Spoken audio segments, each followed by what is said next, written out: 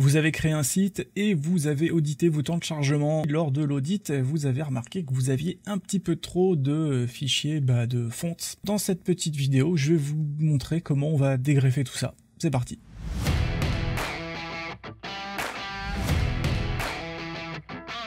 Bonjour, je suis Charles Anony, webmaster freelance chez GDM Pixel, et dans cette vidéo, je vais vous montrer comment on dégreffe les Google Fonts qui peuvent parasiter vos temps de chargement.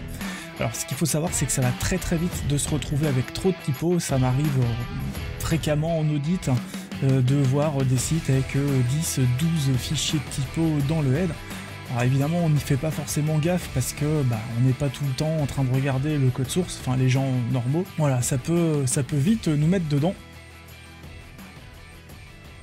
Donc ça, c'est le schéma qu'on avait vu pendant la petite formation sur l'audit des temps de chargement. Et donc, sur les premières étapes des vidéos qu'on a fait cette année, ce qu'on a vu, c'est principalement comment installer un serveur qui sera optimisé pour avoir un temps de compilation le plus court possible. Donc je vous renvoie à ces tutoriels là si vous les avez pas suivis. Et on attaque la seconde étape de ces tutos là, donc c'est savoir comment on va gérer tout ce qui se passe côté serveur de page et puis côté page en elle-même. Donc dans les prochains tutos, on va regarder 3 trucs. On va regarder comment réduire le nombre d'appels HTTP au niveau des fichiers CSS et JavaScript. Donc pour ça, on va utiliser Autoptimize.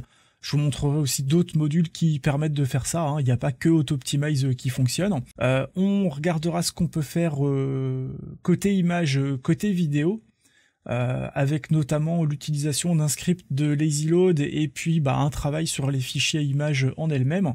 Et puis là, ce qu'on va faire aujourd'hui, c'est réduire le nombre de Google Fonts pour virer toutes les typos qui peuvent venir parasiter vos temps de chargement. Donc je vous renvoie également à un outil comme Pingdom Tools ou webpagetest.org ou PageSpeed, peu importe. Un truc qui vous permette en fait de visualiser votre timeline pour que vous puissiez justement faire un audit rapide des fichiers de typo. Donc quand je le fais tourner sur mon site, j'ai les temps de chargement qui sont pas trop dégueulasses, mais ce que je peux voir, c'est que les fonts, ça représente quand même pour ma page d'accueil 20% du poids de la page, ce qui est quand même relativement important. Ça représente également 18% des requêtes qui sont effectuées. Et du coup, même si c'est vrai qu'on est en HTTP2 et donc on a un serveur, on va dire, qui est moins sensible à cette problématique-là, ça peut quand même valoir le coup de supprimer un maximum d'appels HTTP. Donc c'est ce qu'on verra dans les 2-3 vidéos qui vont venir. Aujourd'hui, on va regarder uniquement ce qui se passe côté typo. Donc sur Pingdom, vous avez un bouton qui vous sert à filtrer en fait la timeline. Donc ici, si je fais sort by content type, je peux trier les éléments qui sont envoyés par le serveur par type de contenu. Donc d'abord j'ai JavaScript et après j'ai les fichiers de typo. Donc ici vous voyez, j'ai un fichier qui est appelé depuis fonts.gstatic.com et donc je vois que c'est quoi? Que c'est OpenSans, donc ma police principale. Je vois aussi que j'ai une typo qui est envoyée par TheGrid, une autre qui est envoyée par GeneratePress et puis une autre qui est envoyée par un plugin que je vais faire sauter d'ailleurs très prochainement. Bref, ce que vous voyez ici, c'est que mine de rien, si on fait pas gaffe, ça va très vite de se retrouver avec des fichiers supplémentaires et c'est pas forcément un bon calcul. Donc pour les faire sauter, il y a plusieurs possibilités. Donc on va regarder la première qui est toute bête, c'est d'utiliser un module. Donc le module que j'ai retenu pour ça, c'est un module qui s'appelle Disable Google Fonts, qui, comme son nom l'indique, désactive les Google Fonts. Voilà, et donc c'est ultra simple, vous l'installez, vous cliquez, et il fait sauter les Google Fonts qui vous emmerdent. C'est peut-être un petit peu violent, et peut-être vous avez envie de dégreffer les choses plus finement parce que vous n'avez pas envie de tout faire sauter.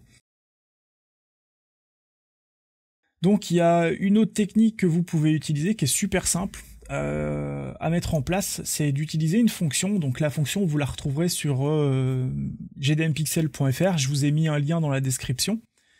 Et donc cette fonction, elle va identifier les typos que vous avez insérés et puis elle va les dégreffer du code source quand le thème est chargé. Donc pour l'utiliser, bon bah évidemment il y a un copier-coller à faire, c'est pas compliqué, mais vous voyez à la deuxième ligne de la fonction, donc WP DQStyle, ici vous avez l'identifiant de la typo que vous voulez dégreffer. Donc dans l'exemple que j'ai donné, moi j'ai fait sauter la typo que j'avais sur mon formulaire de contact qui m'avait rajouté un roboto, j'avais rien demandé, mais forcément il me rajoutait une typo par défaut, je pouvais rien faire. Donc je l'ai laissé rajouter le roboto, et donc le roboto, si je veux l'enlever, il faut faire examiner l'élément, ou F12 pour afficher la console d'intégration. Et vous regardez dans le head, vous allez voir qu'il y a des lignes qui commencent par link href quelque chose, et ça appelle une typo depuis fonts.googleapi.com. Et vous voyez que ici, dans le link quelque chose, il y a link ID et vous avez un identifiant. Donc ici, j'ai link ID generate fonts CSS. Donc ça, c'est la typo qui est chargée par mon thème.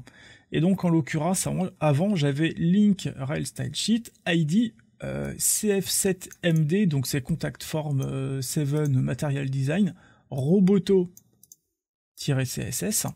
Et donc ce que je veux retenir comme identifiant, c'est CF7MD underscore roboto tout court. Voilà, et c'est ça que je vais récupérer et que je vais mettre dans l'argument WP DQStyle CF7MD underscore roboto. Vous mettez pas le -CSS.